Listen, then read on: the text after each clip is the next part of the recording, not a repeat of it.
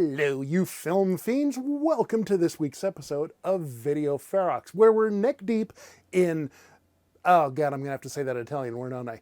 It's the crime drama from Italy genre. That's right, we're watching The Rat, the Fist, and the Cynic.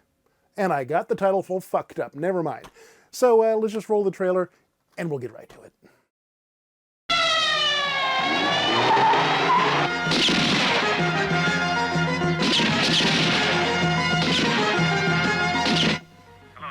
It's Starley. Thought you might telephone this evening.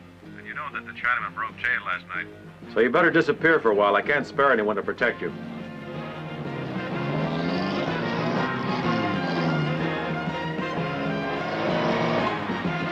Like to bet that he'll never find me? Where is he?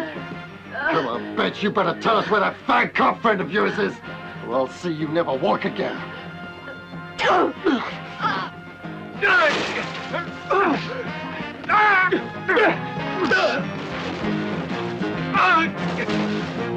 I was told that you're interested in going in with me. That's why we're all here. No, he's still out, though I'm sure we'll get him soon. I got one piece of interesting information for you. It's on the grapevine that he's joined up with Frank DiMaggio. Let me go. Got a message from DiMaggio.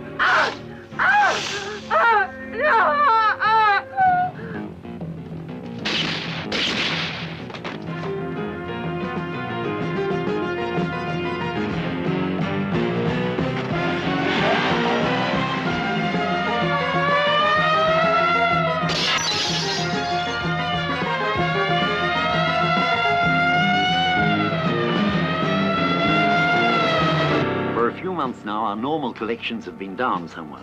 I gather we have a client who's refusing to pay, a fella named Natali. The point is, I'm going to have to break one of your legs. Now, if I break the right one, you won't be able to drive.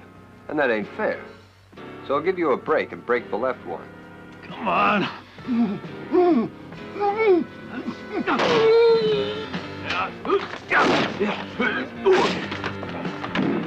What the fuck?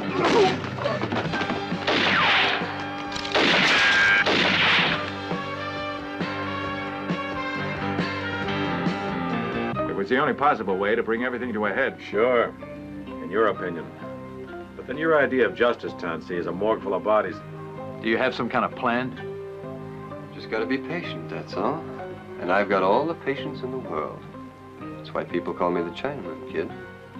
You know what's going to happen if our friends find you. I'm still not going. All right, but remember, it's your skin, my sweet.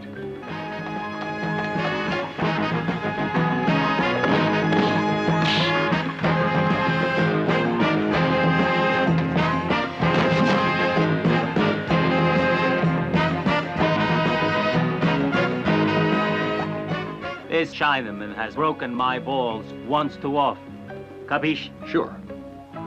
Frank, the way things stand, this city's too crowded for the two of us. And it's beginning to bother me. That's so. Yeah. So I've decided it'd be better if you went back to New York and left Rome to me. I mean, can you imagine the chaos and killing? If Maetto takes over here, he'd rip this town to shreds. Believe me, I know what I'm talking about. If we let him grab the crown, he'll reign over a sea of blood.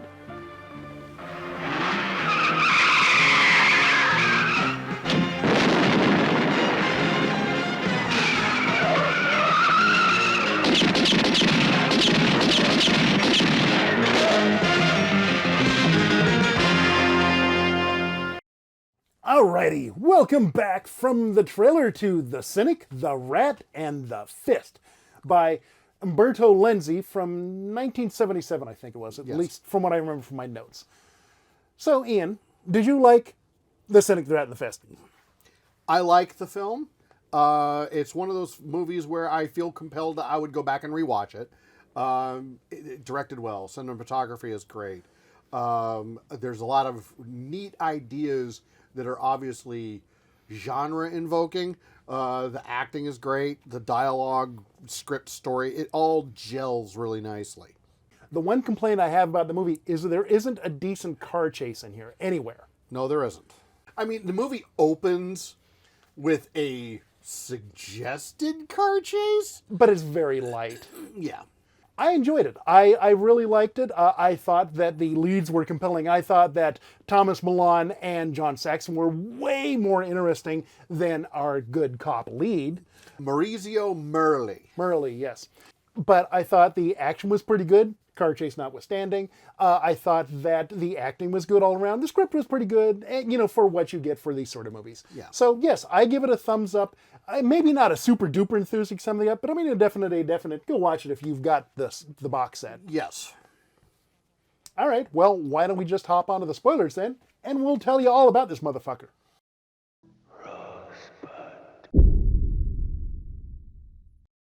Our hero of the piece, Merli, he's Inspector Tansey in this movie, and he has just recently retired from the force because he had sent away Tomas Milian, who's the Chinaman. Tansey, he is working as a crime drama editor for, like, novels. Something like that. He's writing stories, too. So he's an aspiring murder mystery author. He kind of gets a little, I miss the good old days. And his coworker's like, dude, just go back to being a fucking cop, would you? And he's like, no, I'm done. Yeah. Then, of course, you've got Tomas Milian, the Chinaman. And he just recently escaped from prison. I like the way he does it's an like, invitation. It's like a party invitation. You open it up and there's a picture on one side and the text on the other is basically to the effect of, on this date, victim's name, dies, murdered, whatever.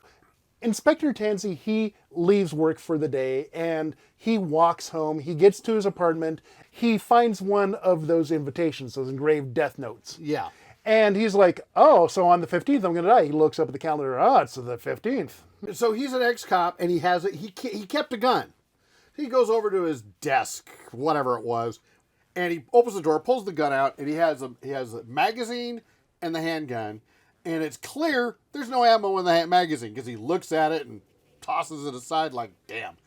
And I'm like, what sort of ex-cop keeps a gun but no ammo? And of course, a couple of seconds later, after he throws the gun on his bed, that's when the bad guy shows up. This goon busts into his apartment and says something. I got a real quick nickel-plated lead message from the Chinaman for you. And starts blazing away on Tansey. Everybody thinks he's dead. He's only been just wounded. It's a flesh wound. It's fine. Yeah. Well, they play it up that he died because that's to throw the bad guys off the scent. So there's a big headline in the newspaper, so-and-so, dead, blah, blah, blah, blah, murdered. Meanwhile, his boss goes to Tansey and says, hey, man, why don't you go lay low for a little bit? We can't give you your protection, but we'll track down the Chinaman. Of course, being a man of action, Tansey's like, oh, fuck no. And he's like, and so he does wind up going to hook up with his uncle, but he doesn't lay low at all. No, he doesn't. In fact, the very first thing he does when he gets there is that so his uncle owns like an art shop or something. It's like a antique curio thrift store. As he's getting to his uncle's shop, these two goons, these couple of teenagers, go and rough him up and steal all his money because he had just been to the bank and like got his life savings out because he's going to make a big investment or something. And so they split, leaving him absolutely destitute. And Tansey gets there and it's like, what happened? It's like, oh, these two guys, and I heard one of them call the other one Cappuccino or something. So, but I don't know who they are. That's the only clue I have. And so Tansey, his method of investigation consists of going around to coffee shops until he finds somebody who orders a cappuccino, and clearly that's his bad guy, and then goes and gets the money back from him by beating up everybody in the fucking room. Yeah, I can just see it now. Some little old lady orders a cappuccino. Oh, that must be the bad guy. Oh, wait a minute. You're not a guy. Oops. Meanwhile, we've got John Saxon and the Chinaman. They're having their first meeting, and Don Saxon comes in and is like, oh, so I hear you're in town again. You got out of jail. It's like, And it's like, you're looking to, I heard you want to talk to me. You want to get a piece of my action. It's like, hey, we're brothers. Chinaman goes, 50%. And he's like, 20%. What, are you kidding me? And Chinaman's like, oh, I may have overplayed it. I'll be okay with 30. And so that's essentially the movie, is that Tansy is doing little things to poke the bear. He's like, John Saxon has a shipment coming, a payment going to a bank, and his courier is going to take the receipts back to him. Yeah, it's money laundering. Money laundering, basically, yeah. And so Inspector Tansy managed to bushwhack the courier, steal the thing, and then point the finger at blame to the Chinaman. Yeah. And so the tensions start to rise. It's like, well, okay, well, obviously you know where my money is. Get me my money. And Chinaman's like, don't worry, I got it. I'll get you your money, no problem. He's also collecting the protection money. Oh, I want to talk about that scene. Oh, the protection money. John Saxon, he has this protection racket, obviously. And he gets his payments, and one of his couriers comes in and hands him the envelope. Meanwhile, somebody else had been skimming a little bit off the top, and he wound up 9 million lira short. Yeah. And so he caught the dude. And he's trussed up between the two big bushes, arms extended. And then there's the series of 10 or 12 golf balls on tees in front of the guy. And Saxon comes over and it's like, 9 million, huh? Well, I think nine balls for 9 million is a fair number. He knocks a couple off because he wants to be absolutely fair about the deal. And then he just full-on power swings into the dude. Ball, connect, bam, hits the guy in like the face. It is so fucking cold and savage. I mean, this is like primo apex predator John Saxon. You look at the title, this is clearly The Fist.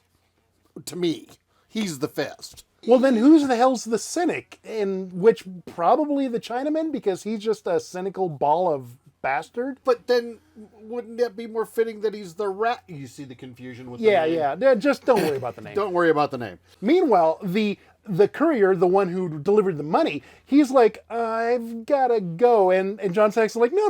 You want to stay and watch this. We want to take a look at your money. And he's like, oh, fuck. It's a little light, don't you think? It's like, no. I don't know what. And he's like, okay, yes, I counted it. And he says, this guy, so-and-so, he's been refusing to pay because he figures he doesn't need to anymore. And that's when he goes and tells China, it's like, hey man, take care of this issue for me. And of course, the courier who came with the envelope of money, who was challenged on, I counted it, he's like, fuck. And then we get to the next scene, which is just as fucking savage. So Tomas Milian, the Chinaman, he manages to find the guy who's not paying up. Just at the beginning of this guy's on the phone with someone. Oh, and he's absolutely just like, no, fuck these guys. It's somebody else who's involved, who is also paying protection money. It's like, no, we'll just play it their way. Get a bulletproof vest and blah, blah, blah. And like, we need to make a stand. Yeah. And so the Chinaman and his couple of goons drive him out to a secluded location, and he says, well, you got any money on you? And it's like, yeah, so here's my wallet. I've got a little bit of money. And he pulls out like 20,000 lira, something like that. And it's like, what if you have an emergency? You need some walking around money. This is not sufficient. And he, of course, tucks his money away because Chinaman's a fucking bastard. Yeah. Cuts to a shot out the passenger window. And the henchman is standing there with the car jack, tapping his fist into his palm of his hand, like, I'm ready. And Chinaman says, look, I know you're having some tough times. I'm going to do you a favor. This is an automatic, isn't it? And he's like, yes, it's an automatic. It's like, well, very good then. I'm just going to break your right leg then, so that way you can still drive. Left leg. Whatever. I don't know fucking cars. I'm just going to break your left leg so that way you can still drive home and you can still do your daily business. And he's like, how's this a fucking deal? Henchman opens up the passenger side door. Give me your leg.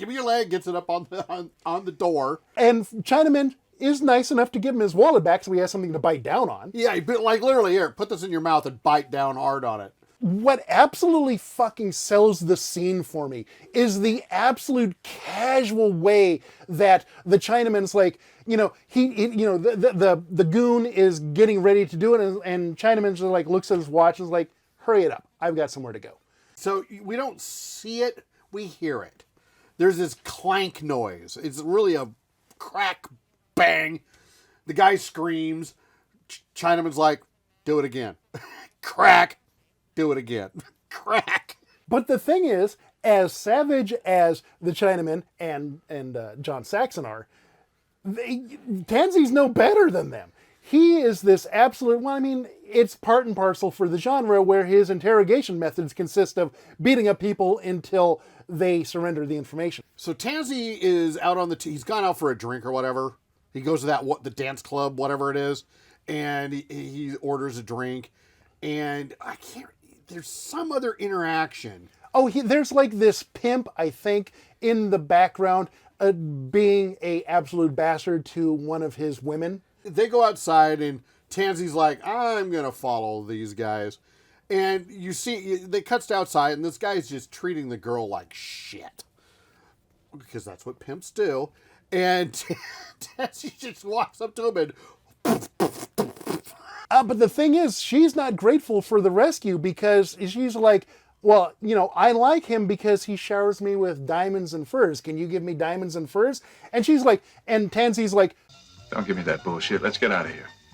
He takes her back to the hotel where when he's checking in, the gal who runs the hotel is giving him the riot act. Oh, she is an absolute fucking gem. It's like, don't bring up, No, don't bring up any whores. Don't bring up any girls. Don't bring up any boys. No food. Da-da-da-da-da. Lights out by 10, that sort of thing. Yeah. And no loud noises. And then he's like, well, why are you giving me such a hard time? It's because I'm giving you such a hard time because you look like a cop. And the front desk lady, she is like kind of this short, round, rotund, this absolute stereotypical, I don't even know what the stereotype is, but she is 100% whatever that stereotype is. Yeah. After the bit at the nightclub, and he says, yeah, come back to my place with me, he takes the girl back to the hotel, and I was expecting him to come in with the girl and the hotel manager see this, and it doesn't happen. So I feel cheated in that regard. So he gets clued in by one of his former cop friends that, hey, it's like sister or daughter or somebody close to him has wound up getting suckered into this sex trade thing. And the fulcrum of the sex trade is this photography studio. And so, of course, Tansy, justice above all else, including civil liberties, just busts in there and starts ripping the place apart. Yep. And when he corners the guy who's running the operation, okay, I don't know if you know, but studio lights like these guys, these are nothing compared to studio lights back in the 70s. Those things were fucking hot. They were very hot. The Fresnels is the name of one type of light. Theater lights, these bulbs burn so bright, they only have hours of life. Not just hours, minuscule hours. And so Tansy's, in the course of his investigation, just takes the dude and slams him into one of the light heat sinks. And so, like, his face is, like, melting on the thing. It's like, oh my God. Sizzle. Dude, what the fuck? He shot another guy. He beats up the head, not the head, the guy who owns the studio. But he's obviously under John Saxon. Yeah, he's not a bad guy. He's just a stooge who happens to own a film studio, photography, whatever. And so he gets his, and then out of nowhere, there's one. The sister gets found. Then there's another gal, and then the gal from the nightclub is there too. It's like, wait a minute. She gets around. And the gal from the nightclub, she wants to get John Saxon as much as Tansy does. Yeah. And so what she winds up doing is like, well, John Saxon has a whole bunch of money in this one vault. And I know your plan about like setting the two against each other. What if we got it so that it looked like the Chinaman stole all this cash because John Saxon like loves nothing more than a huge fucking pile of money. And so what Tansy has to do is that he gets the professor. The professor. So the building that the safe is in, years previously, the professor and Tansy have a working relationship from the past, because when they meet up, it's like, good to see you again. The professor installed all of the security systems in the building that Tansy wants to break into. So that's why he's tapped the professor. So up to this point of the movie has been pretty balls to the wall. It's been always a fist fight or something breaking or a gunfight or something going on. And then they get to the break-in part and they absolutely just slam the brakes on the forward momentum. It's kind of akin to, I guess, kind of a Mission Impossible sort of thing. What the following scenes did for me is it reminded me of the first Pink Panther film. So they've got this pipe thing that they have to get, they lay across from building A to building B. After they bust in on these couple going at it, doing a little rumpy-pumpy. Yeah, so we get some nudity. Yay, boobies. And Tansy's like, don't worry, you'll be back to business as usual in 30 minutes. We'll be out of your way. And so they get on this pipe thing and they have this little like cherry picker thing and they scoot across. They get inside and the professor's like, whoop, don't go down that corridor. Because they of course have the laser beam things, the tripwire lasers. I loved this effect. Clearly, Umberto Lenzi had absolutely fucking no money at all whatsoever. Yeah. And of course, this is 1977, so they didn't have the technology to do lasers cheaply and at all. Yeah. And so what they did was they took this red string and they taped it to the walls and they pulled it taut so it looked like lasers. And then what they would do is like Tansy would like have these red goggles. It's like, here, put these on, you'll see the lasers. And so it's normal color and tinting. They put the goggles on and it goes to a red filter and you see the string lasers. Yeah. It is so fucking cheesy and so fucking brilliant. I don't know which way I'm on the fence on this. I was actually trying to scrutinize it for just how fake looking is this. For what it is, for the glance, it does the job. The first time watching this, I did not notice that it was just string. So Tansy goes first, then the professor comes, and I was fully expecting like the professor to have his arms stretched out over his head behind him. He'd scooch back far enough and Tansy would just grab his hands and pull him through. Oh no, he's got a little limbo under. He's got it's just like, oh yeah, great. You're not helping the guy. And this is, of course, the big set piece that sets John Saxon off. And it's like, clearly, now that the Chinaman is working against me, we got to bust this guy's balls. He's been at it too much. I got to take care of him. I'm just like, oh dear, Chinaman's about to get it. And that essentially sets up the two parties against each other, and it turns into a gunfight, and they have this exchange with the money. But then it turns out that one of the guys that was on Chinaman's side was really on the payroll of John Saxon this whole time. And so a gunfight ensues, and actually I found the ending kind of almost, not anticlimactic, but unsatisfying. You're prepared for an expectation because you recognize that the title of the movie is an homage to The Good and the Bad and the Ugly. At this point, everybody's seen Good and the Bad and the Ugly. They know how that ended. If anyone's paying attention, they're picked up on, okay, this is Fistful of Dollars, and they know how that one ended.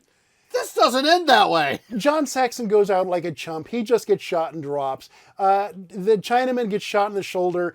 And here's where the problem of not having your two leads in the same scene at the same time really saps the energy out of it. I would have loved to have seen those two head to head. Now, the problem was that those two actors actually legitimately hated each other. Yes. So this movie is a sequel to The Tough Ones with the same two actors. And in the production of that film, these two actors were actually in scenes together. However, Tomas Milian wound up kicking Merli really, really hard. And this stems from, because of the fight, Merli stormed off the set of the first film stating clearly, I would never want to work with him. I'm not working with him ever again. Not having them actually face-to-face confrontation. It's all done through editing. You know, you see the car driving by that the Chinaman is in. You see Tansy roll out of the way in another shot. And I think it's edited enough that you don't tell, but the energy's just not there. No. But up to this point, if you just kind of ignore that, I actually think it's pretty solid all the way up to that point. Yeah. The ending kind of makes you go, duh, why? Okay. The bad guys lose, the good guy wins. Justice is served, the end. Yeah. Any final thoughts? Damn you, no, I think the movie is solid enough. It's certainly entertaining enough, and if you've got the Umberto Lenzi box set, it's worth watching. Yeah. I'm going to touch on this briefly because it shows Milian as an actor. In the tough ones, there's a bit where he offers, he goes, here, touch my hump. Touch my hump for good luck. Touch my hump for good luck. And the guy declines, won't do it. He turns around and shoots the guy. Bang! That's not touching my hump is bad luck. I'm just like... And I'm like, why? If it had just been a little of that in this one, it would have been. One. Okay, go watch the tough ones and then watch this one. This one's fine. The tough one's way better. Yes. All right, I guess we'll catch you next week after you've seen the tough ones. You have homework.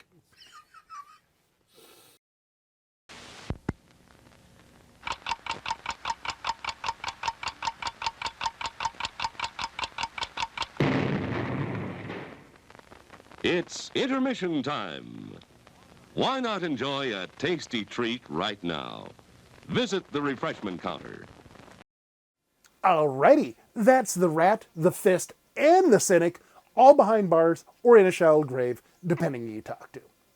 Next week, we continue our trip into the Italian crime genre by grabbing a movie from the Years of Lead box set.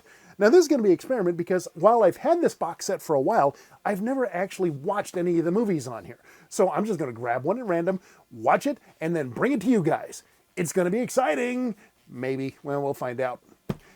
In the meantime, I want you to drop me an email. thevideonastyproject@gmail.com is the address.